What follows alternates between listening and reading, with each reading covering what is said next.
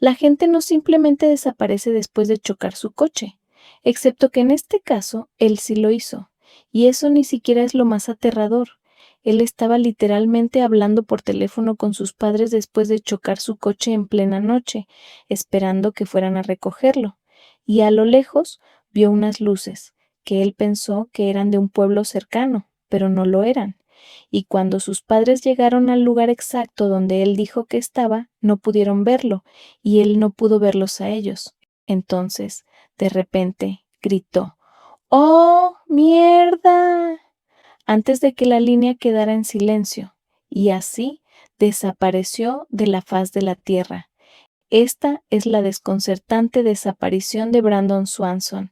Es profundamente inquietante y sigue sin resolverse.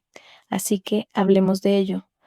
Brandon Swanson era un estudiante universitario de 19 años que desapareció el 14 de mayo de 2008. Vivía en Marshall, Minnesota, y era descrito como increíblemente inteligente y fiable para su edad. Brandon estudiaba turbinas eólicas en el Minnesota West Community and Technical College, en el campus de Canby, y el 14 de mayo de 2008, las clases en Minnesota West terminaron por el año académico. Para celebrarlo, Brandon y varios de sus amigos y compañeros de clase tuvieron una fiesta y se divirtieron. Esa tarde, Brandon se quedó en Canby y fue a dos fiestas separadas en las que bebió algo de alcohol. Sus amigos dijeron que, aunque se le vio bebiendo, no parecía borracho ni nada por el estilo. Justo antes de la medianoche, Brandon decidió conducir de regreso a casa, a Marshall, así que se puso en marcha, recorriendo los 48 kilómetros de vuelta a casa. Él creció en esa zona y la conocía como la palma de su mano. Normalmente habría tomado la carretera estatal 68 de Minnesota para llegar a casa. Esta era la ruta más directa entre Canby y Marshall, pero por alguna razón, esa noche, Brandon decidió tomar las carreteras secundarias para regresar a casa. Esto lo llevó por algunas carreteras rurales bastante remotas. Parece que hizo esto para evitar que lo detuvieran en la carretera principal, aunque eso nunca se ha demostrado. Esto es solo una suposición de por qué pudo haber elegido tomar las carreteras secundarias esa noche, a las que no estaba acostumbrado. Pero Brandon nunca llegó a casa, y lo que sucedió después nunca se ha explicado. Alrededor de las 2 de la madrugada, llamó a sus padres y les dijo que había chocado su coche en una zanja y no podía sacarlo. Dijo que estaba bien, pero les preguntó si podían ir a recogerlo y por supuesto dijeron que sí. Mientras conducían hacia donde estaba Brandon, lo mantuvieron al teléfono, y como era una zona remota, a veces la llamada se cortaba, así que tenían que volver a llamar. Pero finalmente llegaron a donde creían que Brandon estaba, y para facilitar su localización, Brandon se quedó con su coche y empezó a encender y apagar las luces delanteras para llamar su atención.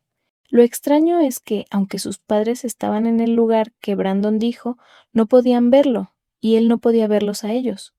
Después de un rato, Brandon se cansó de esperar y les dijo a sus padres que iba a dejar su coche y caminaría hacia unas luces que podía ver a lo lejos. Brandon pensó que las luces que veía eran del pequeño pueblo de Lind, que está a unos 11 kilómetros de Marshall. Las luces no parecían tan lejos, y esto funcionaba perfectamente porque tenía un amigo que vivía en Lind, así que decidió simplemente empezar a caminar hacia las luces. Le dijo a su padre que fuera al estacionamiento de un bar muy popular en el pueblo y lo esperara allí.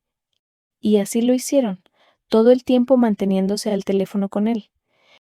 Mientras caminaba, Brandon les dijo a sus padres que iba a cruzar un campo como atajo y que ahora podía escuchar agua cerca y estaba pasando algunas vallas. Eran las 2:30 de la madrugada y ya llevaban 47 minutos de conversación telefónica con sus padres. Fue entonces cuando Brandon gritó de repente, ¡Oh, mierda! Y después de esto, la llamada quedó en silencio. Sus padres finalmente colgaron e intentaron llamarlo varias veces, pero Brandon nunca contestó, y nadie sabía que esas serían las últimas palabras que diría. sus padres intentaron conducir por la zona buscándolo, pero no encontraron nada. Y a las 6:30 de la mañana siguiente ya estaban en la comisaría intentando denunciar su desaparición. Pero lo increíble es que la policía simplemente lo ignoró y les dijo que esperaran. Les dijeron que era bastante típico que un joven de su edad se quede fuera toda la noche después del último día de clases universitarias. Un oficial incluso les dijo a sus padres que era el derecho de Brandon a estar desaparecido. Más tarde ese día, sin embargo, la policía sí comenzó a buscar, pero no se lograría ningún progreso real hasta que accedieron a los registros telefónicos de Brandon. De esos registros, la policía descubrió que Brandon había llamado a sus padres esa noche cerca de la ciudad de Taunton, un pequeño pueblo a lo largo de la carretera estatal 60. Esto está a 40 kilómetros de Lind, donde Brandon pensó que estaba, lo cual era realmente extraño. Así que comenzaron a buscar en esta área y pronto encontraron el coche abandonado de Brandon en una zanja junto a un camino de grava. Para ser más específicos, esto estaba a lo largo de la línea del condado de Lincoln, a solo 1,5 kilómetros al norte de la carretera 68. Este coche estaba básicamente encallado, con las ruedas sin tocar el suelo. Fuera de esto, nada parecía fuera de lo común y no se encontró ningún indicio de juego sucio. Pero Brandon y todas sus pertenencias personales no estaban en la escena. Desafortunadamente, esta área era de grava o hierba, por lo tanto, no había rastros que indicaran en qué dirección pudo haber caminado Brandon después de salir de su coche esa noche. Los investigadores descubrieron más tarde que su teléfono había emitido una señal desde una torre cerca de Minneota, que es otro pequeño pueblo cerca de la carretera 68. Descubrieron que la llamada provenía de un radio de 8 kilómetros de esta torre, así que las autoridades se centraron realmente en buscar en esta área. Pero este radio de búsqueda también incluía una porción del río Yellow Medicine, lo cual era muy preocupante para la policía. Lo interesante es que desde esta ubicación exacta se podía ver una luz roja en la parte superior de un elevador de granos en Taunton, y la policía pensó que esto era lo que Brandon posiblemente vio esa noche y que él pensó que era el pueblo de Lynn. Supusieron que debió de haberse dirigido hacia esta luz, así que comenzaron a buscar. Esta búsqueda involucró a 4 agencias diferentes, cientos de voluntarios, perros de rastreo e incluso helicópteros. Justo cuando pensaban que no iban a encontrar nada, los perros de rastreo detectaron un rastro de olor a restos humanos de 5 kilómetros.